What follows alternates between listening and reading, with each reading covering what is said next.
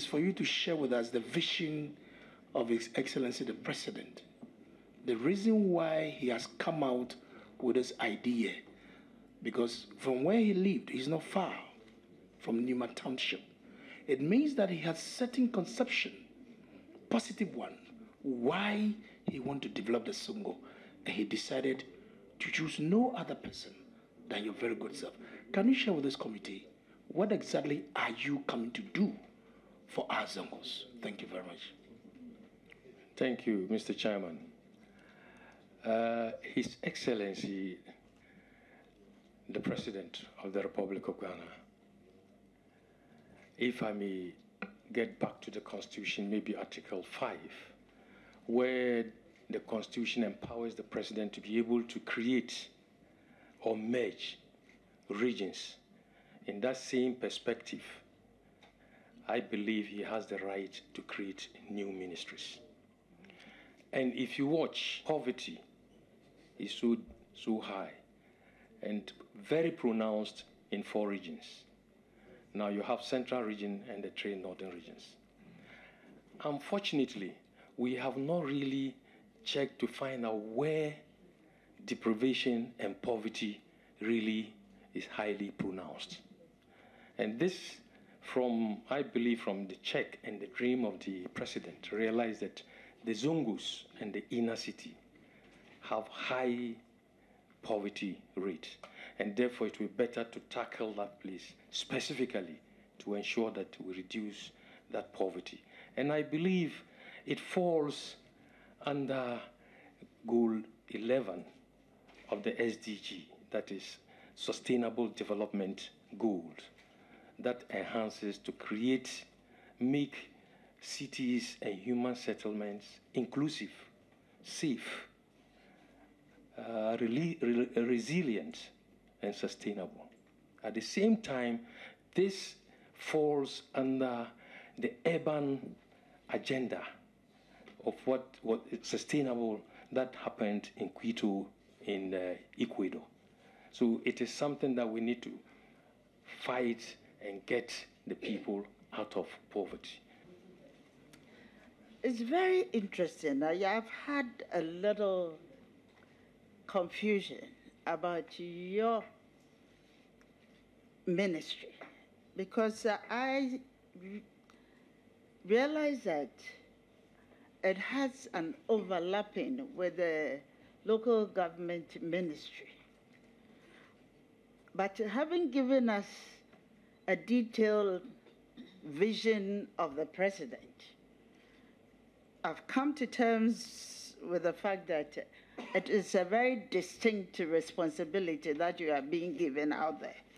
But my problem is, I've learned from the manifesto that a number of funding authorities will be established. But I've been thinking, how are you going to assess those funds? Local government is going to focus on local administration of local governance. And so I will not go in there. But to come back to the major question, which has to do with the establishment of the fund, Mr. Chairman, as I sit, I know the processes that one has to take to have a fund established. We need to bring a bill through the President to Parliament for consideration before the bill is passed as an act, before it can be accessed. Now, I have worked in Ministry of Finance, and the point is that we don't consider that the most important thing is I'm still a baby, an infant industry under the presidency. And so I believe that for now, my budget is under the president, which will be called the facility. And for facility, I'll be able to access to do the job. But if it is a fund, it will take me some months, if not years, to get it established. So I believe, whilst we are working on the fund, we will be accessing the facility. That will help me do my job. Thank you. I want you to tell me what the people of Hohwe Zongo should expect from your ministry? You have already outlined the issues: violence, illiteracy, unemployment, poverty, and so on. What should they expect from you in the next 4 years? What I expect is to set a very sound, solid foundation for a total transformation of the inner city and the Zongus in this country. First of all, I need to embark on a serious conscientization, the mindset of the people, mindset of the residents, mindset of the government and state agencies and departments, mindset of the NGOs, non-governmental institutions, and mindset of the whole people of Ghana. Then everybody will be involved in helping to change the Zongus. I can assure you that all these places, I did a research on it somewhere 2008, but it's archaic. If you give me the nod, we will now carry out a survey to be able to establish, if not exact, but close to the number. Because as of 2008, we had about 365 Zongus. But the mathematicians and statisticians will tell you that if you take a margin of error, plus or minus 5%, I would prefer to go for the plus. You should be talking around 499 or 500. So this is the state in which we are. Not to talk of the inner cities, but for Zongus alone, this is what is there for us. Most of the time, when there is the opportunity for somebody to be enskinned as a Zongo chief, it creates conflict and then it ends up affecting the entire community. What will you do to make sure that at least there is that peace? Because it looks as if there's no clear-cut roadmap for the enskinning of the Zongo people. So what will you do to make sure that there's the clear-cut roadmap? When it comes to chieftaincy, it is not one of the roles of my ministry. However, my ministry will collaborate in the time of executing my job with about 10 to 15 ministries. For this, I can talk of Ministry of Chieftaincy and Religious Affairs. Otherwise, the other thing we can do is to adopt ADR system to ensure that this thing doesn't happen or create more confusion. But in the case of conscientization, it will be part of our education to let people understand that before you enskin, these are the processes you need to follow. The issue of the inner cities, how do you define that aspect to include into the Zongos? Are you going to add my village, since it is outside but also very deprived? Or there is a way you will do a survey to identify inner cities? Inner cities now, where? So, Honorable Nominee, tell me how you are going to distribute the development to take into account inner cities that are not Zongos. Inner cities to talk about distressed, deprived, poverty more pronounced localities in the cities. And mostly these are created out of either urban migration, urbanization, colonialism and segregation, or even political, because there are certain issues when we look at them, you could see those things, exclusion of people from the society. They go to create those slums and becomes a burden on the government. We'll carry out a detailed research or survey to get the exact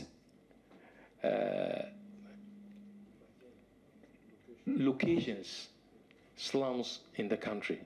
Because most of the times when we talk of slums, we are only thinking about Accra, Kumasi, Takoradi, or Cape Coast, or Tamale. But we have other places too that can also be affected. So it is important that we look at those areas, but immediate Accra, you can see areas like maybe Choco, Jamestown, Ashama, Amuyi, Majo. So you see all those places. I can count close to about 200 or 300 slums in the city. And I know almost every village today has a Zongo. Because everywhere I move, I see a mosque. And that alone defines the type of people in that area. So I don't think it will be a problem to identify your problem. Just tell me your village, and I'll make sure that I'll identify it. Between Roma Ridge and Mamobi, there's just one road separating them. A plot on the Ridge side could be valued at $1 million, and a plot on the other side might not sell for more than 20,000 Ghana cedis. What do you think is the defining cause of the differential in the values of the two opposite sides? When you're coming from Dimples, that is Achimota Roundabout, all the way on Obasanjo Road to 37, I just want you to cast your mind there. And when you're coming from the top, on your right is Zongo. On your left is the elite residential area. Just a road is the demarcation, the same land. And you know, the reason being that government has given them security, that is on the left side. On the right side, they have no security. And also, that guarantee is not there. They even cannot value their houses and their lands. So it's more or less like a shanty town. But there's a system that the Chinese adopted where they gave them that opportunity. Government gave that community that opportunity where your house or your land in Zongo can be valued. And that could be used as a security to go in for a loan. And I believe it is part of the system that we need to look into. And like you were saying, apart from the things that have been lined out, I have just mentioned a few.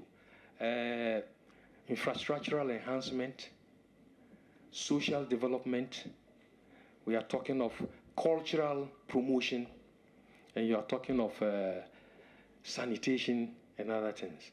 Now, if all these things are reduced in that community, the stench is off. I believe anybody who moves into Zongo will now know that he's moving into a semi-elite community and therefore can have to value the land or houses for any loan. We are all aware that distressed inner cities, i.e. Zongos, can only prosper when their development is properly integrated into regional and the national economy. My observation, and I could be wrong, I stand to be corrected, that in many of the Zongos we have in this country, there's a lot of intense trading amongst women particularly, and the youth. The fund, that is why His Excellency has targeted the creation of a Zongo Development Fund. Now, the Zongo Development Fund will target this business development and business support. We can also at the same time try to insulate the candidate before the bank from paying the exact cost of capital. For example, if you go to the bank today to take a loan, the cost of capital could be about 35%. But if I see you as a potential business youth or woman that I have to support, I can decide to isolate you by taking the shock of 20% and leaving 15% to you. So part of it, straight away, you are almost ahead of your colleague who is going to take a same loan with 35%. And at the same time, we'll give you technical support from the bank so that if you are exporting, like we have in EDIF and Maslock and the rest, what we'll do is that we'll have a correspondent bank to deal with. So if you want to export, we'll know your business partner, he must pay into your correspondent bank, and the correspondent bank will pay back here, so that you don't use the money there and buy clothing, suits, and come back home and now looking for new funds. That will not happen. This is the time for us to groom or grow young business men and women in this country. If every district will have young men and women, about 100 of them in each region, I believe for the next 10, 20 years, Ghana will change. What do you think we can do as a nation to curb this situation? Streetism, yes, and then the creation of slums. Of course, when they get to the cities, there's a creation of slums and then streetism as well. How do you intend to address these issues? What we need to do, once we attempt solving the problem in the inner cities and the Zongos, it is a challenge to us to also start solving the problem there, because most of the streetism and the young girls who come here as porters, some are coming because of school fees. Somebody just wants a sewing machine, just about 200 Ghana. But if we can see that, because when we come to the Zongos, for example, Zongos is spread all over the country, and I decide to give a support to the teachers, because I'll be collaborating with Ministry of Education. And anybody who agrees to go and teach in Zongo will attempt to top up an incentive. If I give you maybe a 50 Ghana onto your salary, it's enough to make you stay. If at the end of the month, I give you some food aid, and so you don't spend much money on it, that is also enough to make people understand. And when we also talk to the people from Zongos that they must own those schools and own those people who come and give them the protection. I believe when we institute something like the Best Zongo Teacher Award or the Best Zongo Student by giving him scholarships, I believe that will change the perspective and the perception of the people. And at the same time, whilst we're doing this, it's going to spread. We'll make sure that we arrest the problem from where it starts, not from where it ends. Because this is the end point. We must close the tap from here, so that they stay back and we solve their problems there. Honorable nominee, Assalamu alaikum. Wa alaikum salam wa rahmatullahi ta'ala wa barakatuh. Thank you.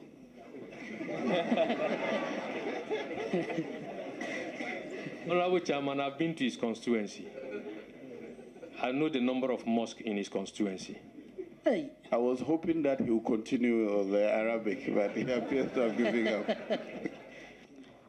Is it your mandate, or will it be your mandate, to develop all Zongos in Ghana, or you will be restricted to traditional Zongos, as you have mentioned here? There's no village today in Ghana that has no Zongo. But the most important thing is that we need to arrest the type of residential area, the architecture. Because I believe the best Zongo that I can use as a flagship, that as one of the best outlays or, yes, modern plan, is Medina Zongo. Because when Medina was being born out of Nima, in fact, they use modern system. So it is easy for any traveler or car or drains to be done easily without any problem. So we believe that taking that, we can use it for any new emerging Zongo or even other Zongos that are there and have problems. It's a matter of having a consensus, discussing with them, and then there are places where if I need to pass here, and it's locked up, we need to chop part of here, chop part of here. We are not going to evacuate you and create access. If there's any emergency, there are some parts of Zongo, fire service can go there, ambulance can go there. Even sometimes when we lose our relatives and we are bringing the disease, the corpse, we need to be balancing them in some alleys before we can bring them to the street for us to pray before we can go and bury. At least we need to take all these things into consideration. Why have you decided to declare Medina as the best Zongo? Is it because you haven't gone to Bekwai Zongo, or because you haven't gone to the new Zongo in Kumasi or Hausa Zongo in Tamale, what informs your basis? Is it to get more votes as you sit here, or you have other considerations? If I decide to mention his or mention that of my junior brother, Honorable Muntaka, he has one of the best Zongos too. But I want to start that from home. You see, charity begins at home. So well, I can assure you that the day you visit Bekwai Zongo, you change your mind about the best Zongo. I'll come to that. Those who remember your days as Works and Housing Minister and your inability to achieve that lofty target you set with your 2000 manifesto, how can they be assured that this time you will have a different approach, a different strategy, and you will be successful in addressing the social injustice and imbalance in our Zongos? When I was Minister of Works and Housing, I want to vividly bring your attention to CLEP.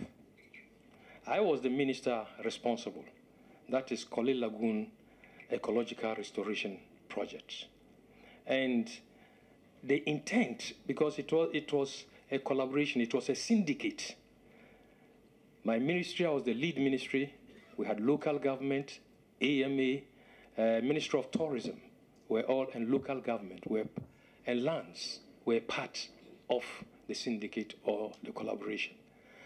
And the system was to move all the people in Agbogulushi all the way to Ajinkotoku. The lands, everything was prepared. You go now there, I brought in a loan of about 72 million euro. Definitely, I want to tell the good people of Ghana that there will be no discrimination as far as I'm concerned in the discharge of my duties and the responsibilities that will be assigned to me. I assure you. And the Zongos will be treated fairly. But you know, I need to be fair. There must be equity depending on the size and your weight. I want to find out from my brother what assurance does he have for us as MPs here and the MPs across the 275 MPs that in case of any support in a constituency, he won't bypass the respective MPs into the constituency, but rather he will partner all the MPs in bringing any project to the community. I believe friends or colleagues who are here who I can vouch that they will attest to that fact when I was Minister for Manpower, Youth and Employment. When I ruled out youth employment, I never saw any member of parliament, colleague, who ever complained that I did distribute youth employment without considering the MPs. MP, you are more or less the governor of the area. And therefore, before I get access into that area, I need to contact you. There are certain things that we do. If you are a Zongo and I'm coming into Zongo, I can't bypass you. When I was with youth employment, or even today, if I'm traveling and I get to a Zongo, apart from, if it is in the regional capital, apart from the regional minister, there are two important people I visit. The Zongo chief and the imam. Reason being that I can die anytime. The regional minister can't bury me. He can't touch my body. But the imam has the right to touch my body. So it is very, very important that before I get into any place, colleague MPs will be informed. Anything that I have, I'll place it before you. I will not bypass you and go anywhere. In the interim, it will be operating as with an administrative establishment. You use administrative mechanism to disburse? Sure, because what will happen is that it will be with Ministry of Finance. It's a facility. And before I can access it, I have to pass it through the president's budget. And that can happen. Otherwise, you hold me to the floor to answer why I'm taking that money. Well, I mean, when the president was introducing you and the vice president's other statement, they indicated some amount will be the seed money. Did I hear $50 million? I also heard something like that. I think about 50 or 52. But I thought it could have been more than that. Because even as you go around this table, yes, I know, and you hear the number of Zongos, and I want to know, maybe in my constituency, Is it going to be classified as one Zongo or how many Zongos? Mr. Chairman, thank you. If we want to talk about Zongo in Muntakai's place, I'm sure it will take the whole money. Because the number of Zongos I can count here right now is more than 20. As far as that area is concerned, you have the Gumbalai, you have Abu number 1, Abu number 2, Sawaba, Extension. We have many of them. The fund is Zongo fund, meaning that half of the fund is for us alone. What's going to happen to the inner city? Mr. Chairman, I want to assure you, for every ministry, you have a budget. And like Ministry of Manpower, Youth and Employment was a program, or is still a program. Now they will have a special package, but the ministry in its entirety will have a budget. And so I promise that there will be a budget for the inner city, but the budget is to keep the ministry move this year. And maybe next year, we'll then have a very good composite budget for the entire ministry. How do you intend to let people appreciate how we feel, especially about our women denial to wear their veil, whether at workplace or in schools? Ghana is the only country that can be praised to have had these two major religions living at peace. In my description, I did mention that if you go to Zongo today, go to Nima, you have a mosque and you have a church. The demarcation is not so vast. And you have even Christians marrying Muslims, Muslims marrying Christians. Our religion, Islam, allows us to marry the people of the good books. So we don't have that problem. At any point in time, I will still fight for the young lady or my wife to always wear the hijab. The only thing that we cannot, like in other advanced countries today, I say, if you wear the hijab and it closes your eyes, your face, it is very difficult to identify you in case something happens. That I cannot vouch for. But for the hijab that you wear, that will show at least your face, I believe it's important. We can do that, and I'll fight. And the young girls who go to pray. If you go to Choco and all these are all inner cities, and they all want to feel a part of you and hear what you want to do for them. So, and they have similar social issues as well, and infrastructural challenges. Many of these inner cities and Zongo areas have issues with space. You talked about infrastructural development. I am eager to find out from you if there ought to be a library, if there ought to be a construction of a hospital. You know, the biggest challenge in our inner cities is space for such development. How do you intend to deal with this issue? I will negotiate, and I'm not going to use force. We'll use the leaders, the chiefs. As I sit here, I'm sitting here with some confidence because, like you said, behind me, all these people sitting there, the Dugumba chief, the head of the Al-Sunnah Wal-Jamaat, are representatives of the national chief imam. All the chiefs here and the imams. We have Sheikh Armiao, we have Abdul Latif, all of them, all the imams. We have the Zongo chief, Kumasi Zongo chief. He's in America now. He has sent a delegation because they believe this is a Zongo affair. So I believe if such a thing happens and I go to talk to the national chief imam, I'll talk to the national chief imam of Al-Sunnah, he will call his people together. And through that, I believe we'll get a good answer for what we are saying. Many of the girl children in the inner cities are giving out for marriages at very early stages. Now that you're the minister in charge of the inner city development and Zongo as well, what would be your approach in dealing with this menace? If we put much emphasis on education and the care child is given the scholarship, is assisted to go to school, no one will be prepared to bring out the child at that age. Because, first of all, what we need to do is to get almost everybody who goes to school well registered. We keep records of such people.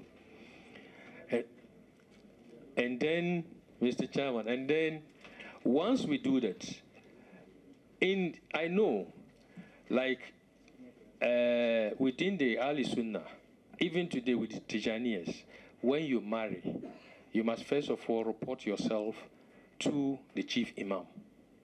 We need to take your age into consideration before you are counseled and allowed to go and marry. So at a point in time, the leadership will advise the parent, because it is not about marrying now. Most people have broken homes based on that. Many things happen in the inner cities. Owning of small arms without going through the proper regulations and all that. How do you intend to deal with crime? Although you are not a policeman, but once you're given that designation, it's one of the issues that befront us in the inner city. So how do you intend to deal with it? My ministry will coordinate, collaborate, and liaise with other ministries. There's going to be this intersectoral collaboration. Ministry of Interior, Ministry of Defense, and National Security will be dealing with them. Secondly, there must be visibility of policing. If the visibility is there, the crime rate will reduce. If we are able to light up almost every slum area, every Zongo area, I believe the major activities that are carried out in the night will reduce. And also, when we begin to educate the people to get rid of the younger ones home early, I believe it will also help us. There seems to be a relationship between poverty and crime and deprivation. What strategies do you have to alleviate the poverty of the people in the Zangos and inner cities? We have a point where we're talking of business development, business support, creating jobs. Once the fellow begins to get money, because the whole idea is that the devil will always get job for the idle hands. Once you engage the people and they begin to get a job, they go work, they come home, they are tired, I don't think they go into crime. And while doing that, you are reducing poverty.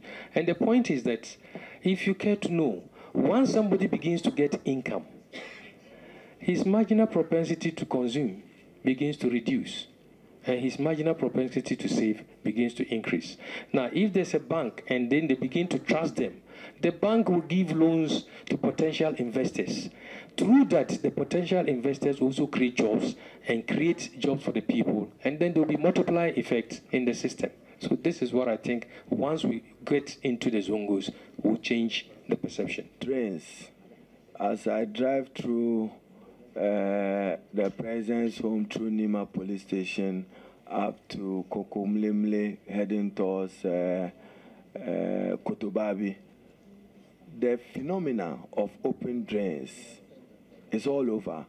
Will you collaborate with the minister responsible for works in order that you will deal with it as a major infrastructure priority of those areas? This issue of covered drains has been in the Ministry of Works and Housing, and Rosa, how we have to do it.